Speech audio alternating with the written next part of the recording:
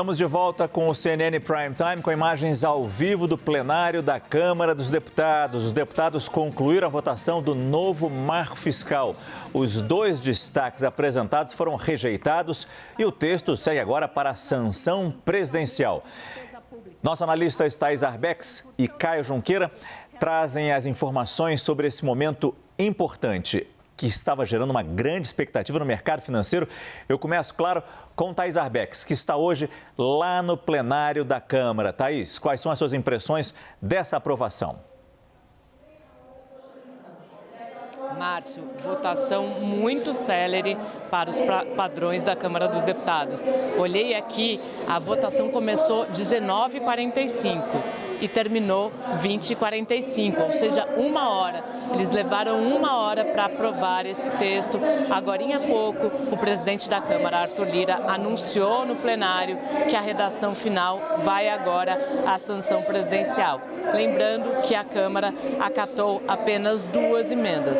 Aquela que trata do Fundeb e também do fundo aqui do Distrito Federal, que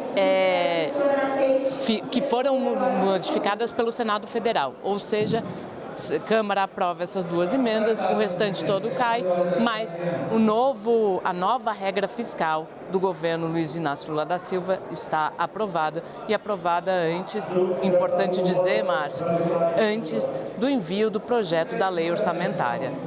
Esse era um prazo limite para a aprovação desse marco fiscal, né, Caio? Havia data de 31 de agosto, se eu não me engano, porque é quando tem que ser votada a Lei de Diretrizes Orçamentárias, o orçamento para o ano que vem. Isso, Márcio, tinha essa data limite ali da Lei de Diretrizes Orçamentárias, aprova com uma certa folga.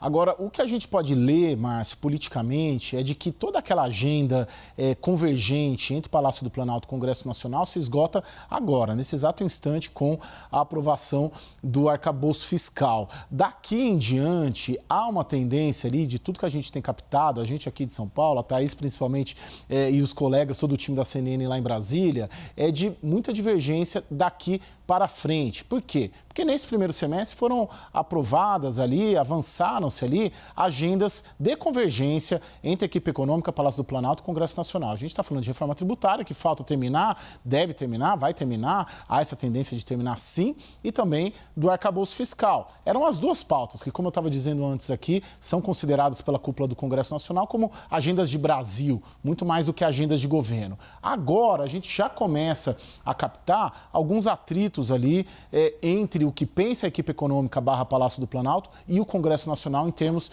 de agenda econômica. A gente está falando aqui de uma segunda fase da reforma tributária, a gente está falando também de taxação de offshores, a gente está falando de taxação de jogos de azar. Então, começa, sim, a partir de agora, com a aprovação do arcabouço, a gente pode decretar praticamente o fim de uma agenda convergente e o começo de uma agenda em que o governo e principalmente a articulação política vão ter que trabalhar muito mais para conseguir impor a sua agenda e tentar aprovar e mostrar se de fato tem ou não tem base aliada ali no Congresso Nacional. Pois é, esse o ponto que eu ia pegar com a Thaís Arbex. A gente está falando de uma agenda que não é tão simpática, como o Caio bem nos destaca, ao mesmo tempo que o governo ainda não tem uma base suficientemente grande para aprovar mesmo projetos simples.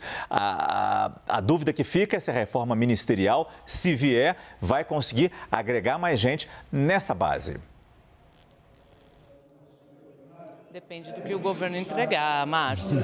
A gente sabe que essa reforma foi adiada porque o PP tem feito questão de ficar com o Ministério do Desenvolvimento Social, o ministério que é responsável, entre outros projetos, pelo Bolsa Família, e o presidente Luiz Inácio Lula da Silva tem resistido a entregar essa pasta.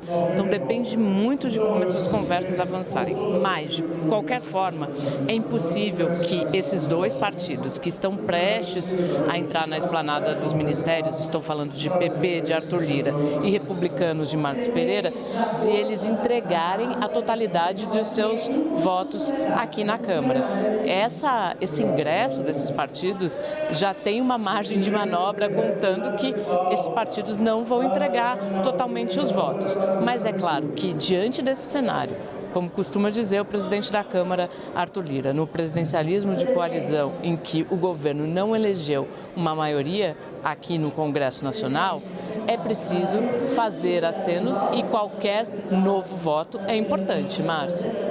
Nós falamos no começo dessa edição, logo no começo dessa transmissão, enquanto estávamos esperando o resultado dessa votação do marco fiscal, aprovado agora às 8h45, sobre as futuras votações, as próximas votações. O Caio destacou várias delas, Thaís também. Eu pergunto se a reforma administrativa, de alguma forma, pode estar incluída nisso, Caio? Ou é querer sonhar demais numa reforma, num governo e num Congresso realmente reformadores? Márcio, a gente tem que questionar qual reforma administrativa. Claro que aquela reforma administrativa que o governo Bolsonaro encaminhou, está travada lá no Congresso Nacional, essa o governo não quer. Muito embora, vira e mexe, o presidente da Câmara, Arthur Lira, tenha dado declarações e sinalizações de apoio àquele texto. Não me foge aqui a memória o número daquela PEC, né, uma proposta de emenda constitucional, que avançou, né, ali no Congresso, mas ela parou, porque é considerada, principalmente por este governo, muito radical, vamos dizer assim, né? Muito afrontosa contra direitos do funcionalismo público, né? Então, essa proposta, não. Né? E é difícil a gente imaginar um governo do Partido dos Trabalhadores apoiando uma reforma administrativa. Quando a gente fala em reforma administrativa, de uma maneira geral, a gente pensa em corte de gasto, a gente pensa em metas de desempenho, a gente pensa em flexibilização, por exemplo, das regras para a demissão de um servidor público.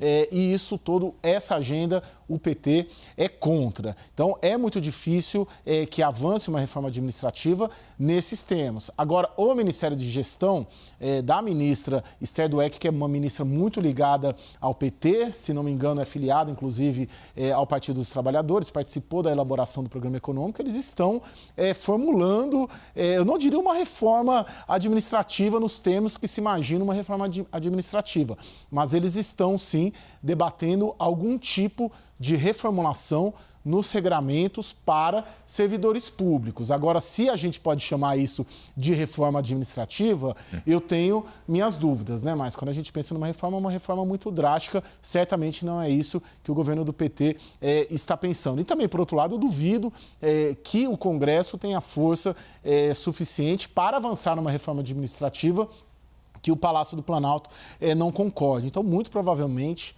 para te responder, não apostaria numa reforma administrativa de fato avançando pelo menos até 2026. Muito obrigado, Caio Junqueira e Thaís Arbex, que nos ajudaram a entender esse dia importante para o governo, que viu aprovado o seu novo marco fiscal, que segue agora, aprovado na Câmara, segue agora para a sanção do presidente Lula. Obrigado, amigos.